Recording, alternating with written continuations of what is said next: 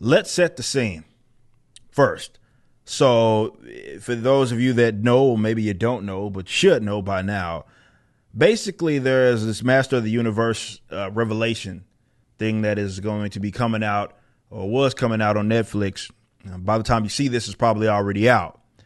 And Kevin Smith has kind of been manning the fort. I don't know how much control he had over it. I don't know if he was, I know he's like, if I'm not mistaken, like kind of the executive producer, if you will, maybe in the more traditional sense, not in the name. But you get what it is that I'm saying. He has genuinely a lot of control when it comes to this. And he kind of was a lot of the brains of the operation when it came to putting this together. Now, when it comes to geek and nerd culture, Kevin Smith, which I guess is, I don't really know why that is the case, but when it comes to kind of the geek nerd culture, especially with comic book related material, he's kind of been seen as this guy of authority in some way. So you had people, didn't really matter where you were at with the stage of where this kind of geek and nerd culture stuff is, had a way more faith in Kevin Smith than I think maybe you should be giving him credit for, maybe too much.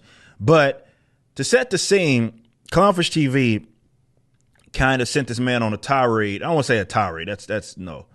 That's a misassessment. It's more so what happened was they had posted about an insider that was working in close quarters with this whole project, that this upcoming Masters of the Universe was not going to be centered around He-Man.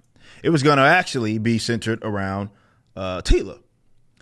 And I believe she had said, or Clownfish TV, they had said, that the insider had let them know that it wasn't going to be sitting around him. He was kind of going to be taking a back seat. And I believe he said something about some like girlfriend type of relationship in there, sort of as well, that was involved in that. And Kevin Smith came out and responded, said basically he had that source or insider was a faux insider. And definitely when it came to the girlfriend thing, that was all basically bogus. Well, then the reviews came out and it says at minimum, some of that stuff that they were alluding to, Clownfish TV, was correct, that the insider alluded to, because now the reviews have started to come out. I'm going to give props to my buddy, Ryan from RK Outpost. He posted this, and he is posting the IGN article, and it says, it looks like IGN agrees with a Real Clownfish TV. Anything to say of that, Kevin Smith, and what he's doing is posting the IGN article, which basically, as you can see right here, says basically this is Teela's show. It's not a show about He-Man. And as you can see kind of right here, this is the actual article. If you want to look at it right here, the actual article from IGN, and it states exactly that. Prince Adam and He-Man, voiced by Supergirl's Chris Wood, are important, but they really serve as a backdrop. So it's a bait and switch in a manner similar to how Max acts as a lesser lead to Furiosa in Mad Max Fury Road. Revelation draws upon the might and majesty of He-Man to facilitate others' arcs. Basically, this is Teela's show. In taking this approach, Revelation can act as both a stunning sequel and as a wondrous what-if type of spinoff for the viewers unwilling to accept some choices as pure canon, which is what I'm doing right now with Marvel and DC. I refuse to accept the dog crap that they put out there as canon. So what does this say? Yes, angle that a lot of creators, and rightfully so, are going to be taking is that Clownfish and company and everybody that talked about this and that this was going to be a bait and switch were absolutely vindicated in that regard. It is not a He-Man show. It's a show featuring He-Man. It's akin to basically naming a show Batman, and instead of centering it around Batman, you're centering around like the other people that are within the Bat family, maybe, or one of them for that matter, whether it be Batwoman. And yeah, I get the frustration there, because a lot of people are looking at this as, okay, this is going to be this big kind of mature styled sequel that was going to get people kind of back stoked on this franchise and this concept, which again expanded from just toy stuff to, comic books and all kinds of things, which is very cool for it to do. And you get people enthusiastic about this animation. The animation in itself does look like something that is digestible. It doesn't look like, it's not cow arts bullshit. It looks like cool animation stuff that is mature for audiences to watch. And then it does not look as if that is going to be the focus isn't going to be on Tila. Now, look, you got to watch it with this type of stuff, because there are those guys that are going to straw man the position and act as if there is you're saying something that it is that you're not. Now, it would be one thing as Kevin Smith and the promotional items and everything, because you've seen the videos. It looks, if you watch with some of the trailers and everything, you would think, of course, it's centered around He-Man. It's not.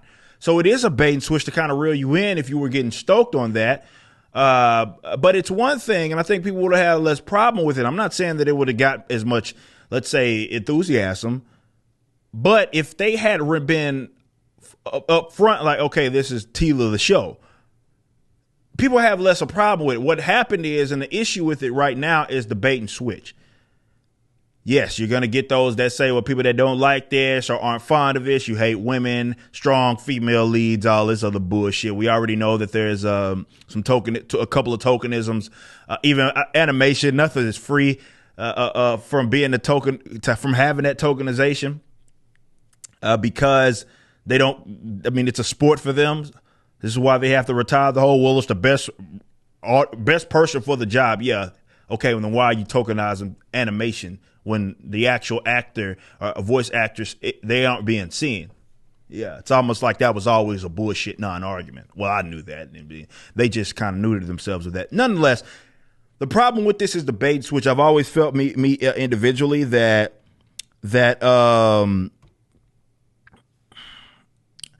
I personally felt that Kevin Smith was overrated in this regards. I never saw the appeal of him.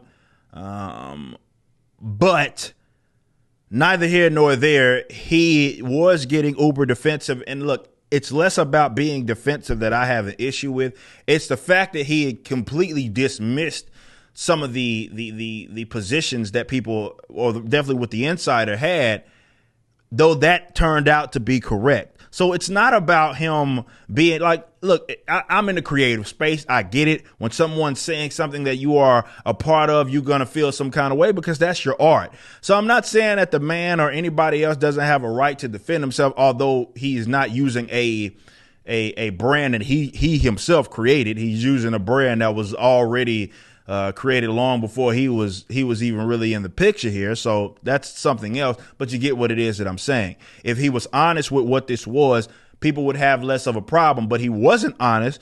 The promotional cycle was not honest about what this was. And then when there was someone that had inside information about it and said, well, this isn't going to be what we think that it's going to be, and then you come out and act like that was not the case, though, then even the people who are going to, basically because they're paid in some way, access media, says, yeah, so it is a Tila show.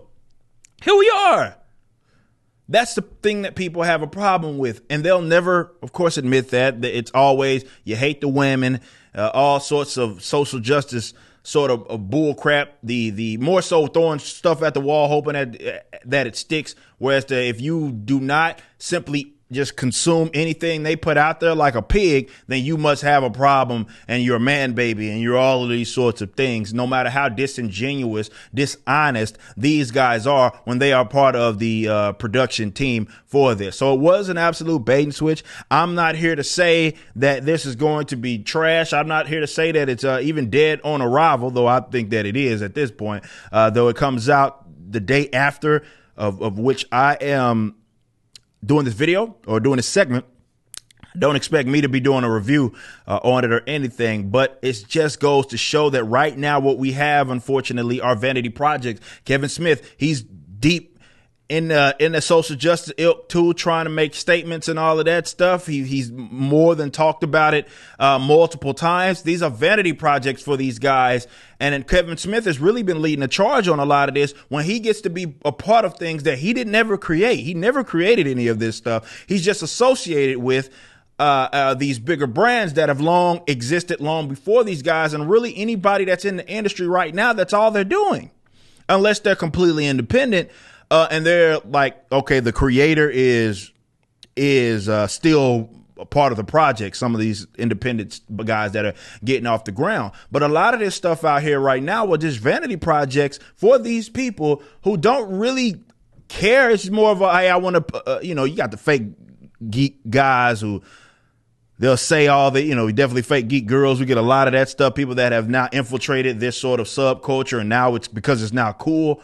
And now I'm not saying that's necessarily to Kevin Smith. You just get what it is that I'm saying about people that are being part of these projects that they did not create, brands that they did not create, to put their own spin and own twist on it instead of just honoring what it is that people want. And because of the nature of where we're at from a social, more so from a cultural standpoint, they can get away with it now more than ever because they can just put stuff out and then claim that there's something wrong with the audience in the event that they don't accept it for what this is. But look, as I've long said, Kevin Smith has been overrated. It is what it is. You just watched a clip from our podcast, For Canon's Sake.